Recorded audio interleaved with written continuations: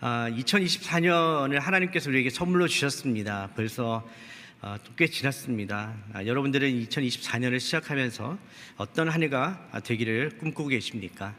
어떤 일들이 여러분의 삶 속에 이루어지기를 기도하고 계십니까? 우리가 이제 새해를 맞이하면 새해 복 많이 받으십시오. 건강하십시오. 대부분 건강의 축복도 빌고 물질의 축복도 빌어주고 관계의 축복도 빌어줍니다. 흔히 말하는 이렇게 꽃길이 우리 인생 가운데 계속 펼쳐졌으면 좋겠다. 그것이 우리의 바람이고 소망이기도 합니다. 하지만 우리가 지금까지 살아왔던 인생을 돌아보면 우리 인생은 항상 꽃길만 걸어가는 것이 아님을 알 수 있습니다. 어떻게 보면 우리 인생은 이 광야와도 같은 것이라고 우리가 쉽게 좀 고백할 수 있는 것 같습니다.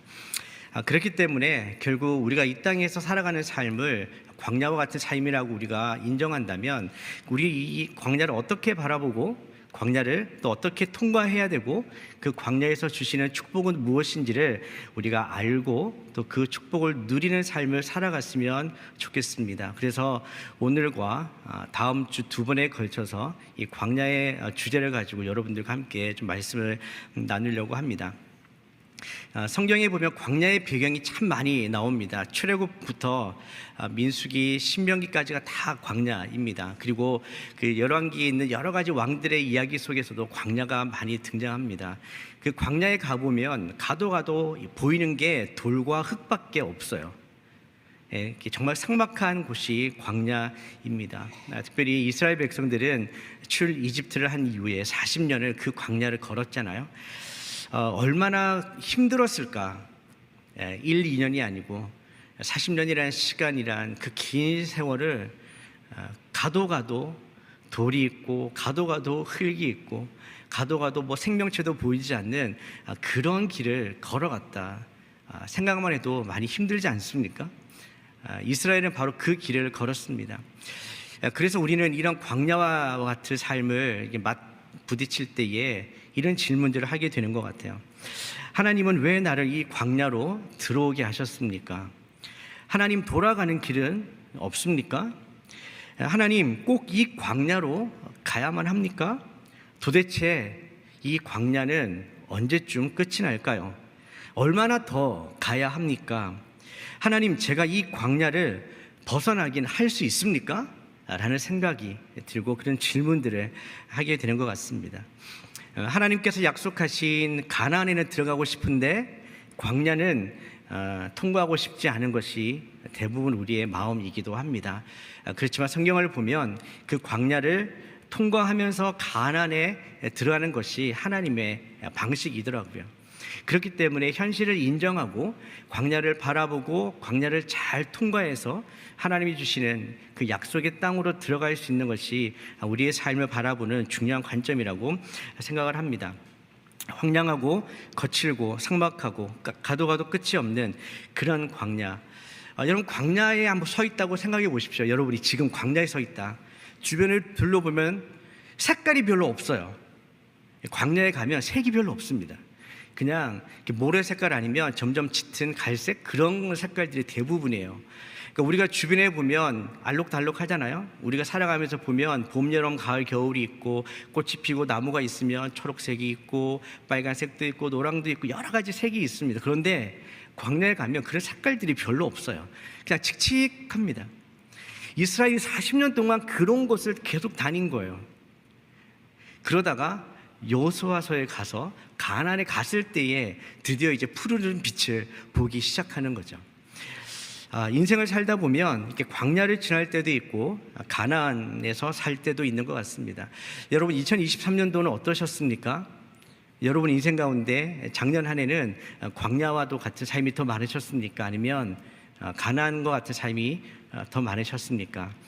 모든 것이 감사하고 또 기쁘고 즐겁고 세상이 환하고 밝게 보이는 이런 가나안에서의 삶과 같은 시간들도 분명히 있습니다. 하지만 우리 인생은 항상 그렇지만은 않은 거죠. 보통은 내가 생각하는 대로, 내가 계획하는 대로 잘 되어지지 않는 것이 인생인 것 같아요. 어떤 일은 해도 꼬이는 상황에 처할 때는 진짜 하나님이 살아계신가? 라는 생각들이 들 때도 있습니다. 그리고 하나님을 원망하기도 합니다. 여러분은 어떤 광야의 문제들을 접해보셨습니까? 혹시 가정 안에서, 또 부부관계, 아니면 자녀와의 관계로, 아니면 건강 문제 때문에, 또는 사업이나 어떤 직장 문제 때문에 인생의 광야를 경험해 보셨습니까? 또는 살아가면서 실패 또는 이별, 배신, 가난, 외로움, 두려움, 우울, 이런 여러 가지 문제와 같은 그런 광야를 경험해 보셨습니까? 이럴 때 우리가 기억해야 되는 것이 있습니다. 이런 광야가 정말 나에게만 오는 것인가? 나만 이렇게 힘든 것인가? 결코 그렇지 않다라는 것이죠. 주변에 보면, 저도 이제 목사이기 때문에 신방을 많이 하게 됩니다. 그러면 참 주변에 여러 가지 문제로 아파하고 힘들어하시는 분들이 참 많아요. 그래서 옛날에 이런 우스갯소리가 좀 있었습니다. 술 모임을 하는데 다 너무 힘든 거예요. 자기 문제를 다 끄집어냈대. 내가 제일 힘들어. 근데 서로 문제를 다 끄집어내고 나니까 내 문제가 별거 아닌 거예요.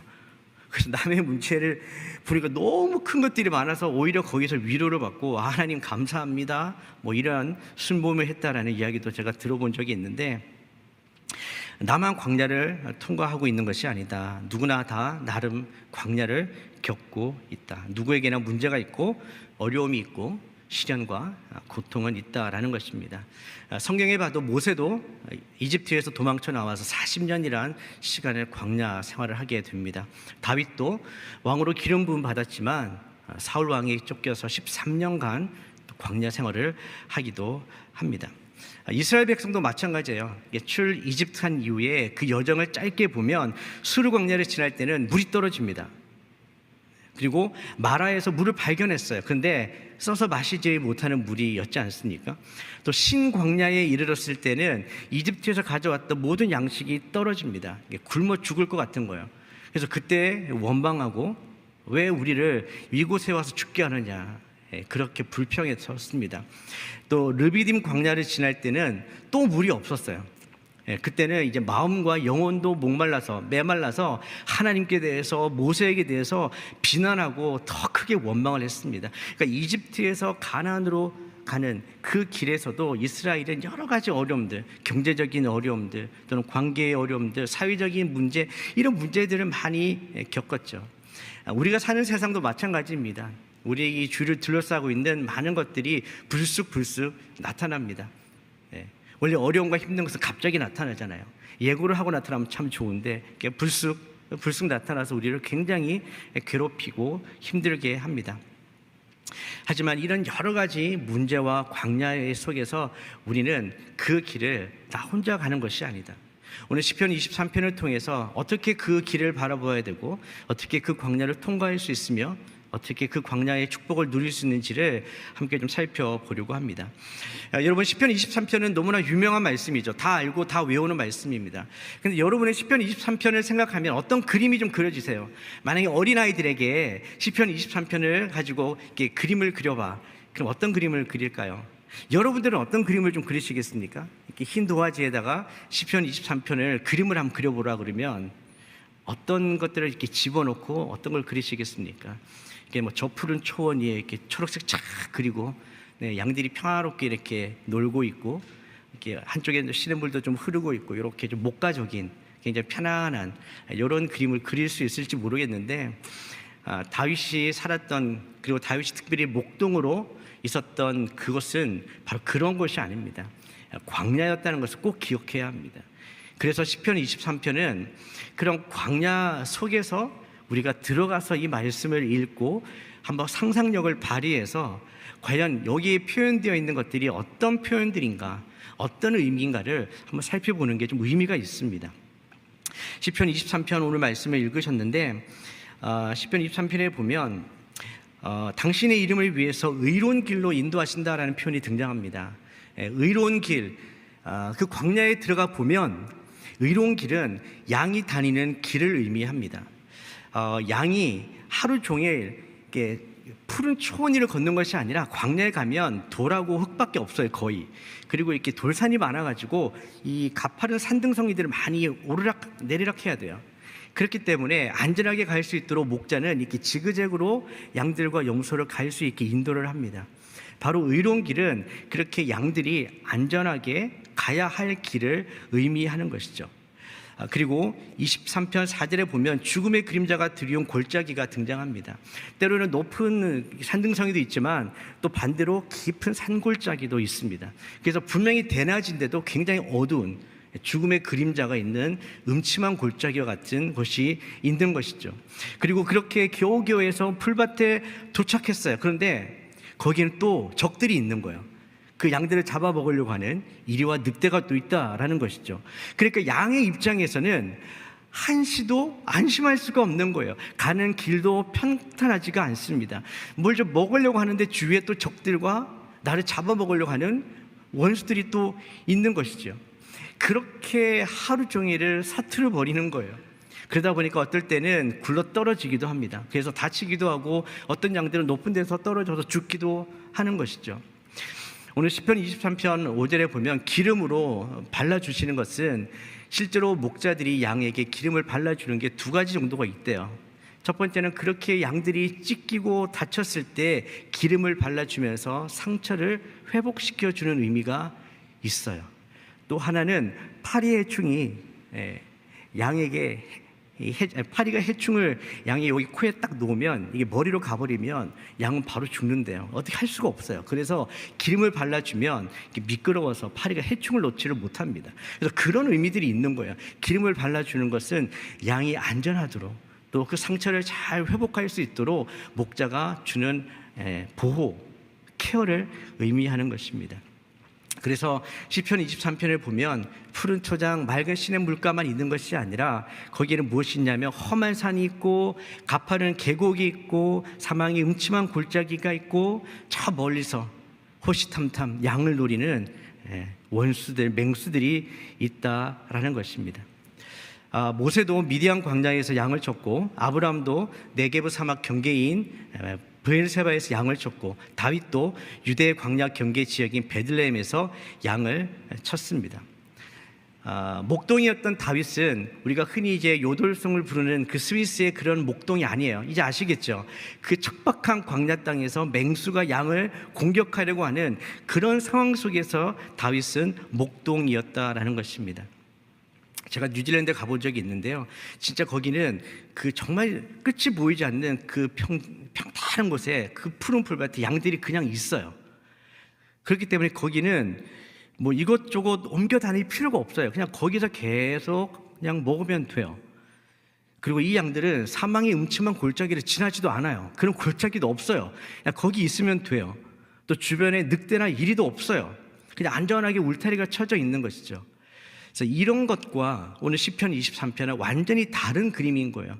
왜 이게 중요하냐면 우리가 양이라고 생각했을 때 우리가 살아가는 인생은 바로 이 광야와도 같은 곳이라는 거예요.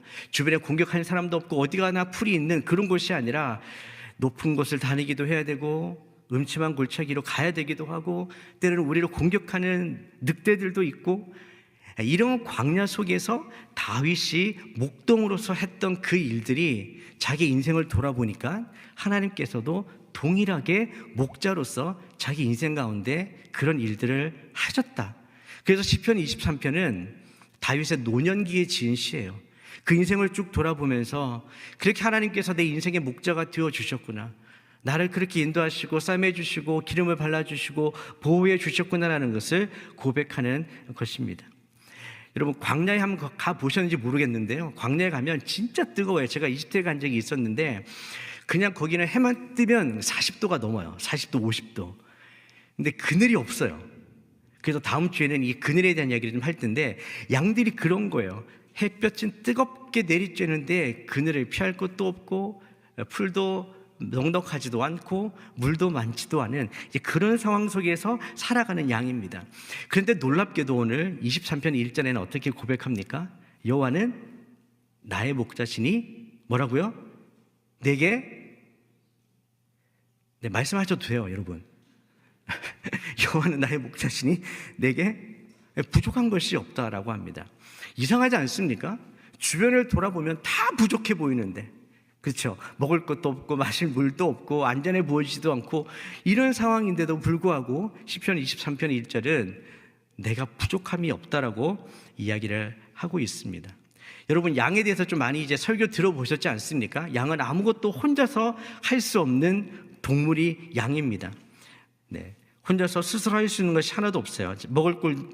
먹을 꼴도 찾지 못해요. 길도 못 찾습니다. 다른 동물하고 싸우지도 못해요. 그래서 어떤 동물학자가 이렇게 이야기했대요.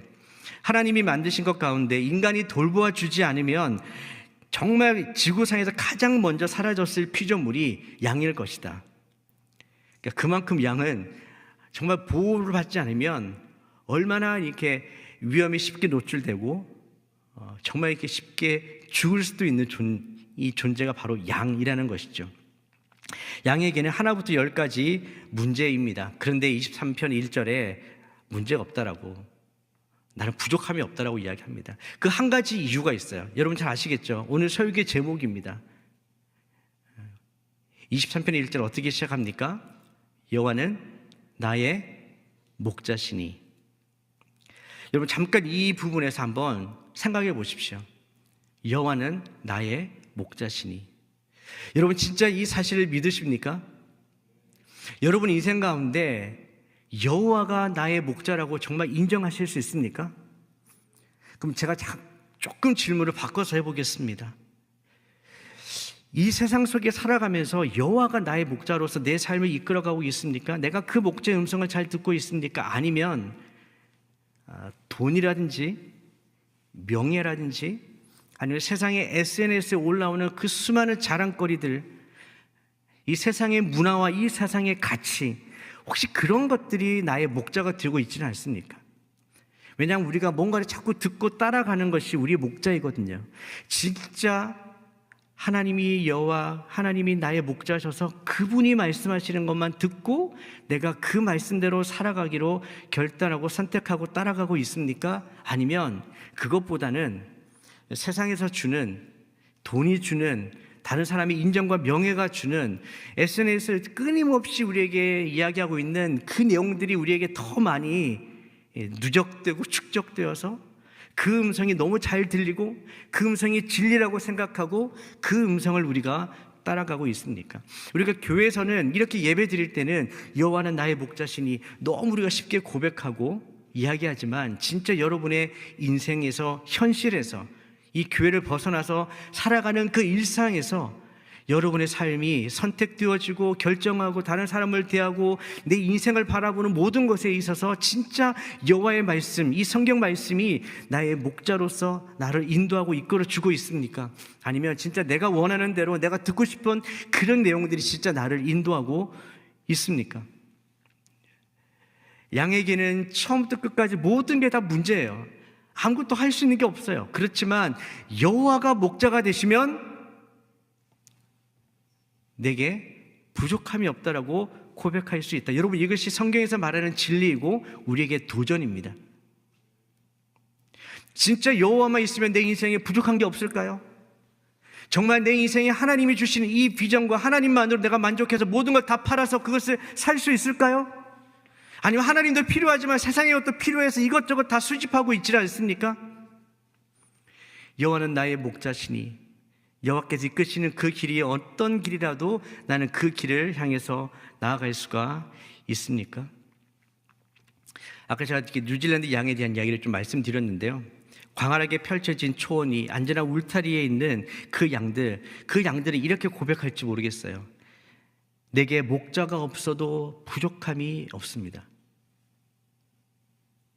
실제로 목자가 없어도 별로 부족함이 없어요. 그냥 뭐 주변이 다 풀밭이고 안전한 울타리가 쳐져 있고, 오늘 우리가 시편 23편 1절에 여호와는 나의 목자시니 내가 부족함이 없습니다라는 고백을 할 수 있는 곳이 바로 어디입니까?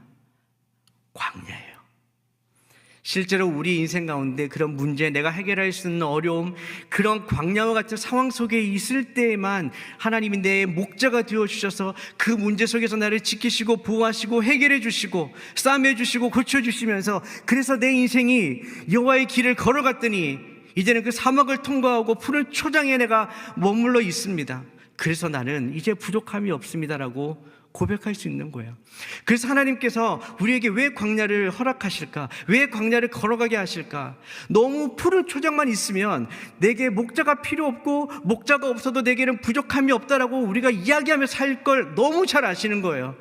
그래서 우리가 하나님과의 그 관계 속에서 내가 양이고 하나님이 목자이심을 알려주기 위해서, 그리고 앞으로 살아가야 될 인생 가운데 하나님이 우리에게 목자가 되어주시며 가장 좋은 길로 이끌어 주시는 것을 알게 해주시기 위해서 하나님께서는 우리로 하여금 그런 광야를 지나가게 하시고 허락해 주시는 줄 믿습니다. 그 뉴질랜드에서 이런 이야기를 들었어요. 그 아이러니한 이야기인데, 뉴질랜드 양들이 두려워하는 것이 있대요. 그렇게 푸른 초장에 편안하게 살고 있잖아요. 아무 염려 없고 걱정 없고 근심 없이 살고 있는데, 아이러니하게 그 양들이 두려워하는 때가 언제냐? 어느 날 갑자기 보이지 않던 목자가 나타날 때래요.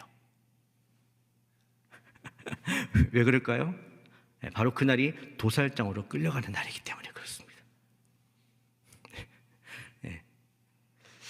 참 다르지 않습니까? 갑자기 목자가 나타나면 두려워하는 거예요. 자기의 목숨이 이제 거기서 끝이기 때문에. 우리 사랑하는 성도 여러분, 하나님은 결코 우리를 혼자 가게 하지 않으십니다. 하나님은 늘 우리와 함께 하시고 가장 좋은 길, 어디로 가야 할지 가장 좋은 길과 선한 길로 인도해 주시는 분임을 믿습니다. 자, 여기까지는 제가 굉장히 종교적인 언어를 좀 썼습니다. 여러분 진짜 그렇게 믿으세요? 저는 여러분에게 그렇게 도전하고 싶어요. 진짜 하나님이 여러분이 이끄시는 길이 가장 좋은 길이라고 믿으십니까? 믿으면 그 길을 따라가겠죠. 근데 믿지 않으면 안 갑니다. 그래서 우리의 삶이 외식이 될 때가 많은 거예요.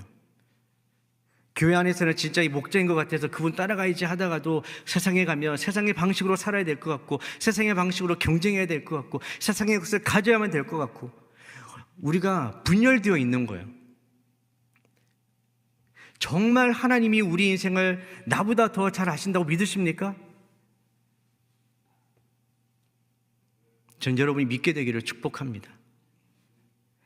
제 이야기를 좀 짧게 해드릴게요. 제가 2002년도에 저희 가족이 이제 밴쿠버에서 CDT 훈련을 받았습니다.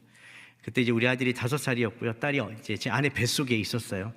이제 3개월 지나서 비행기를 탈 수 있을 때가 되어서 가족들을 다 데리고 이제 밴쿠버에 갔습니다. CDTS 훈련은 이제 예수 전도단에 사는 건데요. 이제 오늘의 교회에서 GDS와 비슷한 거죠.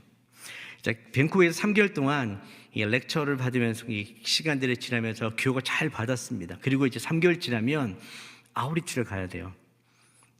이제 그 아우리치를 가는데 저희 팀이 이제 30명이었거든요. 그래서 두 팀을 나눠서 스태프들이 편을 다 나눠주는 거예요. 팀을 딱 짜줬어요. 한 팀은 캐나다 원주민 사역으로 가고 한 팀은 이집트로 가려고 하는 거예요. 그래서 저는 당연히 캐나다에 남겠구나. 그렇죠? 아내가 이제 배가 이제 6개월이 돼가지고 배가 부르기도 하고 이제 어디를 더 가는 것도 힘들고 아무래도 이 좀 선진국에 있는 게 훨씬 도움이 되겠다. 그 제 생각이었어요. 아내도 그 생각이었고. 근데 이제 어느 날 팀을 나누고 이제 스태프들이 발표를 하는 거예요. 그 예수전도단은 그 저희가 뽑는 게 아니라 스태프들이 기도하면서 하나님 음성을 듣고 이렇게 팀을 나눠 주거든요. 근데 저희 가족이 어디에 이제 소속됐냐면 이집트 팀인 거예요. 이집트 팀. 안 놀라세요? 저 깜짝 놀랐습니다. 아니 지금 아내가 이런 상태인데 이집트로 가라고? 더 놀란 건 저보고 팀 리더가 돼서 가라는 거예요.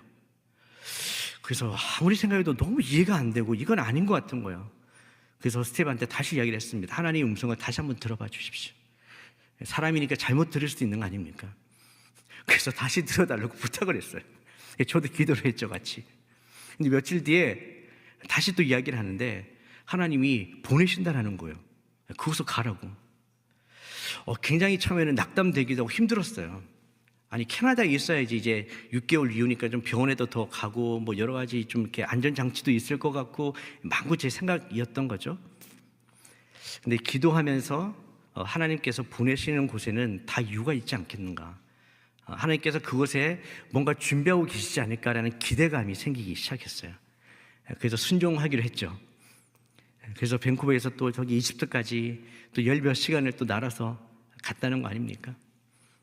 거기에서 2달 정도 이제 아우리지를 했는데요. 한 달 정도는 그 이제 이집트 카이로에서 그 이제 감옥 사역도 하고 쓰레기 마을 그 사역들을 주로 했어요. 또 한 달은 우리 시내반도로 하라고 하는 거기에 이제 광야입니다. 그 광야를 쭉 돌아다니면서 베두인족이 있는데 이제 그쪽 사역하는 선교사님과 함께 사역을 하게 된 거예요. 그러니까 생각만 해도 너무 힘든 거예요. 가서도 계속 기도하며 하나님 이 길이 맞습니까? 진짜 하나님 우리를 잘 알고 계시는 거 맞습니까? 하나님께서 우리를 가장 좋은 길로 인도해 주시는 거 맞습니까? 계속 기도할 수밖에 없었거든요. 근데 진짜 놀랍게도 이제 어떤 일들이 일어났는가? 진짜 하나님은 특별한 은혜를, 특별한 보호하심을 허락해 주시는 분이더라고요. 그 당시만 해도 그 이집트 그 우리가 사역하는 곳에는 그 물에 박테리아가 너무 많고 또 우리가 사역하는 곳이 쓰레기 마을이고 하다 보니까 뭐 파리, 이, 먼지 막 이런 것들이 장난이 아닌 거예요. 그래서 거기 가면 항상 그 약을 먹어야 돼요. 이 박테리아를 그 약을 먹어야 설사를 안 하기 때문에 우리 팀들은 다 먹었어요. 근데 아내는 지금 임신 상태니까 먹을 수가 없잖아요.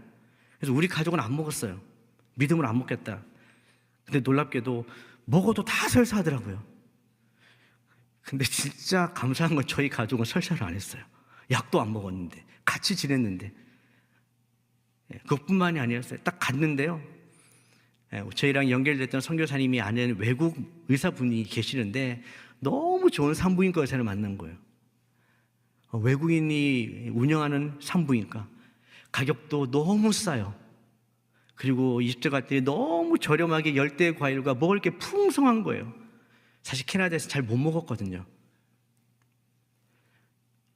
결론적으로 말씀드리면 가기 전에는 너무 불안하고 마음이 힘들고 어렵고 진짜 가야 되나 말아야 되나, 하나님께서 이끄시는 길이 맞나 안 맞나 정말 고민을 많이 하고 기도했거든요. 근데 하나님을 신뢰하고 하나님의 목자다, 우리의 가장 좋은 곳을 인도해 주실 거야, 같이 기도하고 믿음으로 결단하고 가보았더니 이미 하나님이 예비하신 축복이 있는 거예요. 캐나다 원주민 사역했던 그 팀들 이야기 들어보니까 정말 죽을 고생을 많이 했더라고요. 그래서 하나님께서 우리 가족을 특별히 이곳으로 옮겨 놓으셨구나, 꼭 필요한 걸 아시기 때문에 미리 준비하시고 우리가 믿음으로 순종했을 때 하나님께서 우리를 보호해 주시고 먹이시고 입히시는 것들을 경험하게 된 거예요. 정말 그때 그 시간이 잊을 수가 없어요. 진짜 매일매일이 그 하나님의 은혜가 너무 생생하고 너무 하나님의 도우심이 막 느껴지는 그런 때 있잖아요. 물론 이제 항상 행복했던 건 아닌데 그때도 많이 싸우기도 했어요. 여러분 아우리시 가보면 아시잖아요. 뭐 별거 아닌 걸로 싸우고 맨날 그런 게 있기는 하지만 그럼에도 불구하고 하나님이 주시는 은혜가 너무나 큰 시간들이 있었다는 겁니다. 이 말씀을 고백하고 여러분께 나눠드리는 이유는 우리 인생에는 때론 내가 보이지 않는 일, 정말 어떤 일이 일어날지 알 수 없는 그런 상황 속에서도 우리가 진짜 하나님의 선하심과 하나님의 그 신실하심을 믿고 하나님이 우리 인생의 목자이심을 믿고 선택을 해야 될 때가 있는 거예요. 그리고 그렇게 믿음으로 선택했을 때만 우리가 경험할 수 있는 하나님의 은혜가 반드시 있다는 것을 여러분 믿게 되시기를 축복합니다. 양들은 자기가 어디로 가야 되는지 잘 몰라요. 내가 이 길이 맞다고 생각하지만 목자가 더 정확하게 합니다. 우리는 그냥 바로 푸른 풀밭으로 직행, 쇼컷으로 가장 빠른 길로 갔으면 좋겠는데 하나님은 너무나 우리를 잘 알고 계시는 거예요. 그래서 때로는 이런 종류의 광야도 경험하게 하시고 때로는 이런 길도 겪게 하시면서 그 속에서 내가 너와 함께한다, 내가 너를 절대 떠나지 않는다, 모든 원수들부터 내가 너를 보호해 줄 것이다, 이것을 알게 해주시고 광야에서만 경험할 수 있는 그 놀라운 축복들을 우리에게 알려주시는 분임을 믿습니다. 인생은 광야와 같습니다. 문제의 연속입니다. 자, 하나님께서 문제를 내셨다면 누가 가장 잘 푸실까요? 하나님이십니다. 아멘. 우리 인생의 문제도 그렇습니다. 여러분 인생에 지금 문제가 있으시죠? 네, 있으시잖아요. 저도 있습니다. 우리 모두는 다 인생에 크고 작은 문제들이 있습니다. 근데 이 문제는 걱정과 염려로 해결할 수가 없습니다. 그냥 염려한다고 걱정한다고 해결되지가 않아요. 이 문제는 오직 하나님 안에서만 해결할 수가 있는 겁니다. 그 광야는 한번 들어가면 통과해야 돼요. 그래서 다음 주에 이 광야 이야기를 조금 더 해드리겠습니다. 그래서 좀 더 많이 오시면 좋을 것 같아요. 네, To be continue.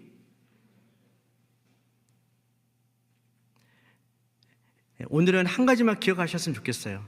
진짜 여호와가 나의 목자이신가? 내가 광야길을 걷고 있다면 그 광야길에 무엇이 가장 필요한가? 목자라는 거예요. 그 광야에서 돈이 나를 인도해 줍니까? 아닙니다. 명예가 나를 인도해 줍니까? 해결해 줍니까? 아니에요. 세상의 소리와 세상의 것들이 우리를 해결해 주지 못합니다. 내게 부족함이 없습니다라고 우리가 고백하기 위해서는 단 한 가지, 여호와는 나의 목자시니. 여러분, 목자의 음성을 잘 듣고 계십니까? 양은 목자의 음성을 듣는다고 했어요. 여러분, 정말 목자의 음성 들으셔야 되지 않겠습니까? 여러분에게 말씀을 묵상할 수 있게 되기를 권면합니다. 그냥 흘려 듣는 게 아니고 진짜 묵상하고 큐티하십시오. 갑자기 큐티 강의를 하는 것 같은데, 정말 목자와 양의 그 관계, 그 음성을 잘 듣기 위해서는 띄엄띄엄 들으시면 안 돼요. 일주일에 한 번, 한 달에 한 번 이렇게 들으시면 안 돼요. 매일 매 순간 계속 말씀에 머물고 묵상하고 암송하고 큐티하시고,